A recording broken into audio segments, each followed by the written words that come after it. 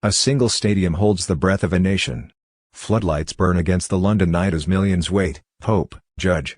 David Beckham stands alone, every eye, every camera, every expectation pressing down. He's been the hero and the villain, the prodigy and the scapegoat. For Beckham, pressure is more than a moment, it's a legacy he's forced to carry.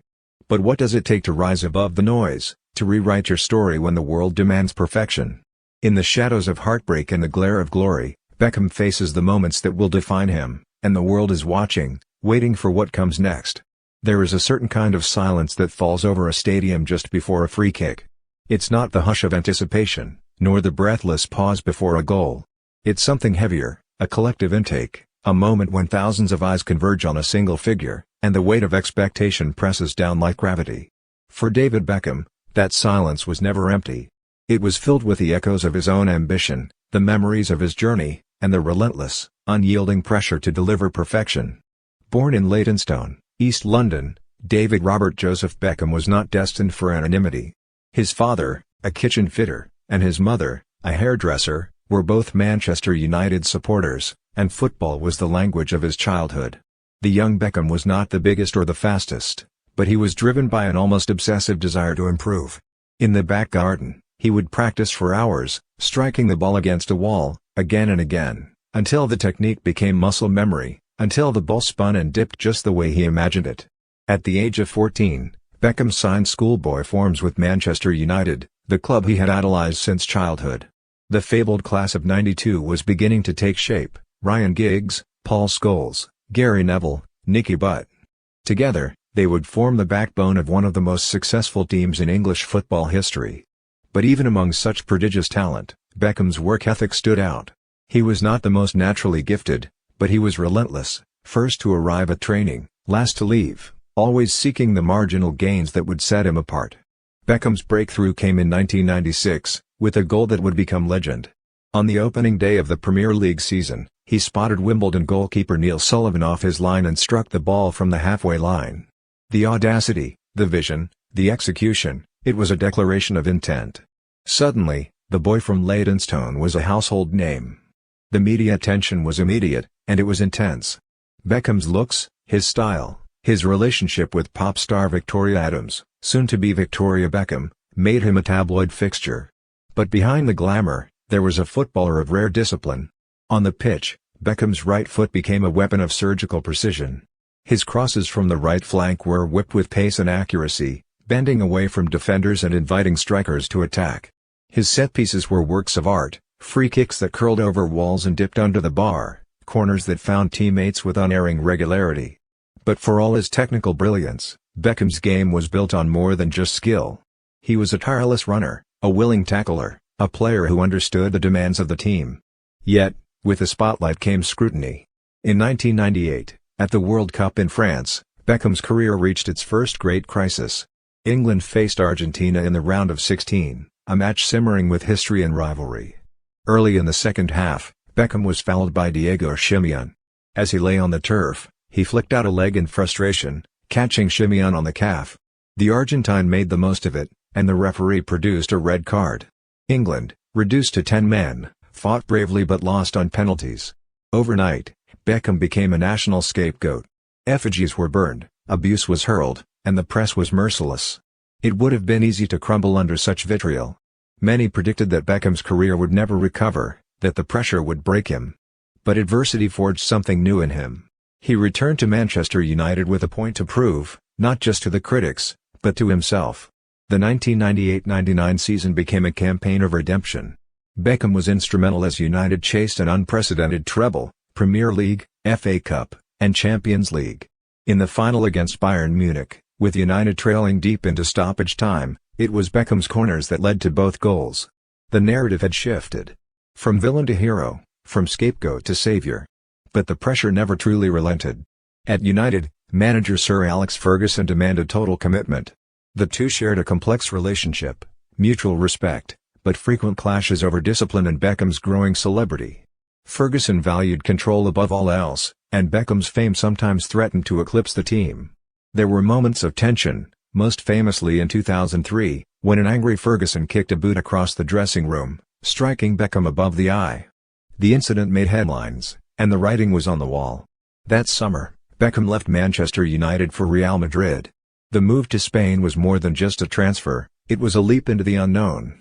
Real Madrid, the Galacticos, were a team of superstars: Zidane, Ronaldo, Figu, Raúl. Beckham arrived with fanfare, his every move scrutinized by the Madrid press. On the pitch, he was asked to adapt, sometimes playing centrally, sometimes wide, always under the microscope. The Spanish game was more technical, less direct, and Beckham had to refine his approach. He worked tirelessly on his passing, his movement, his understanding of space. The critics were quick to pounce on any misstep, questioning his place among the world's elite. But Beckham's response was always the same: work harder, train longer, prove them wrong. In Madrid, Beckham's professionalism won over teammates and fans alike. He was not the most flamboyant, nor the most naturally gifted, but he was relentless. His free kicks remained a threat, his crossing a constant danger. Off the pitch, he became a global icon, his image on billboards, his name synonymous with style and success. But the pressure was ever present. Every poor performance was dissected, every defeat magnified. Beckham learned to live with the scrutiny, to channel it into motivation. Internationally, Beckham's journey was equally fraught. After the World Cup in 1998, he rebuilt his reputation with England, becoming captain in 2000. The armband brought new responsibilities, new expectations. He led by example, his commitment unquestioned. The defining moment came in October 2001, in a World Cup qualifier against Greece. England needed a draw to qualify for the tournament. In stoppage time, with a score 2-1 to Greece, England won a free kick on the edge of the box. The silence descended. Beckham stood over the ball, the hopes of a nation resting on his shoulders. He struck it perfectly, curling, dipping, unstoppable. The net bulged, Wembley erupted, and Beckham's redemption was complete. But football is a game of cycles, of triumph and disappointment. At the 2002 World Cup, Beckham scored the winning penalty against Argentina, exorcising the ghosts of '98. Yet England fell in the quarter-finals to Brazil. In 2004, at the European Championship, he missed a crucial penalty in a shootout against Portugal. The criticism returned, but Beckham faced it with characteristic resolve. He never hid, never shirked responsibility. He understood the burden of expectation, and he bore it with dignity.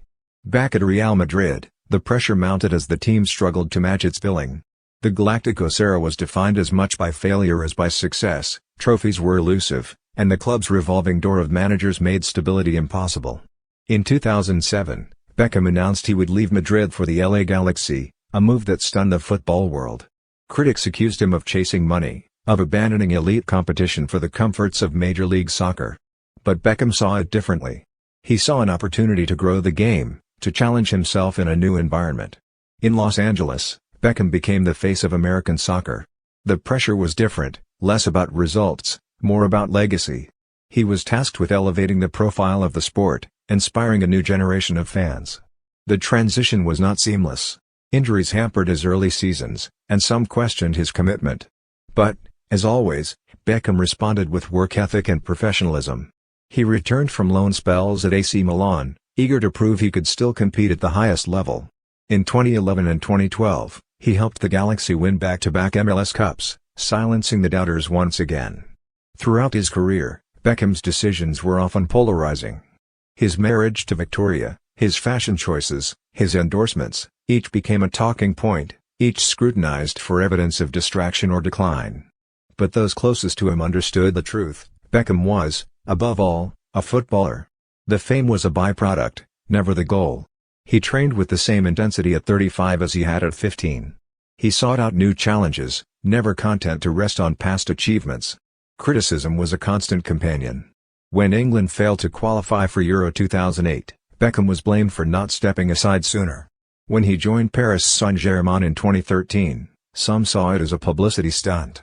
But at every turn, Beckham answered with performances. At PSG, he donated his salary to charity, won another league title, and left the game on his own terms. His final match was an emotional farewell, teammates and opponents alike paying tribute to his professionalism and influence. For all the glamour and celebrity, Beckham's career was defined by resilience. He faced adversity with composure, criticism with humility. He understood the demands of greatness, the sacrifices, the scrutiny, the relentless pursuit of perfection. He was never the most talented player on the pitch, but he was always the most determined. His legacy is not just in the goals or the trophies, but in the way he carried himself, the calm amid the chaos, the confidence under pressure. The story of David Beckham is not just a story of football. It is a story of ambition, of setbacks and comebacks, of the pursuit of excellence in the face of overwhelming expectation.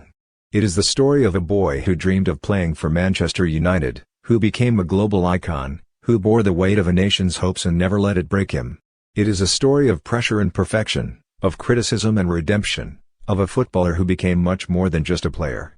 In the end, perhaps the most remarkable thing about Beckham is not the free kicks or the fame, but the way he navigated the spotlight.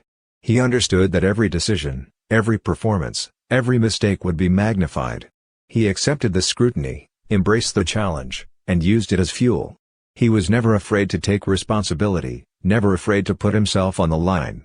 Whether in Manchester, Madrid, Los Angeles, Milan, or Paris, Beckham played with the same intensity, the same commitment, the same desire to be the best. There were moments of doubt, injuries, defeats, the relentless churn of the media cycle. There were times when the criticism seemed overwhelming, when the pressure threatened to suffocate. But Beckham never lost sight of his purpose. He was driven by a love of the game, a desire to improve, a belief in himself and his abilities. He understood that perfection was an illusion, that mistakes were inevitable. But he also understood that greatness lies in the response, in the willingness to get up, to try again, to face the pressure and deliver. The image of Beckham standing over a free kick, eyes fixed on the ball, is etched into the memory of football fans around the world. It is a moment of calm in the storm, a moment when everything else falls away. The pressure is immense, the expectations sky high. But in that moment, Beckham is in control. The technique is flawless, the execution precise. The ball curls, dips, and finds the back of the net. The stadium erupts, the critics are silenced, and for a brief moment, perfection is achieved. But for Beckham, the pursuit never ended. Every goal, every trophy, every accolade was a stepping stone, not a destination. He sought out new challenges, pushed himself to new limits, always striving to improve. He understood that the journey was as important as the destination, that the process of becoming was what defined him. He was never satisfied, never content to rest on his laurels. The pressure was not a burden, but a privilege, a reminder of how far he had come, and how much more he wanted to achieve. Off the pitch, Beckham's influence was equally profound. He used his platform to promote causes he believed in, to inspire young players, to give back to the game that,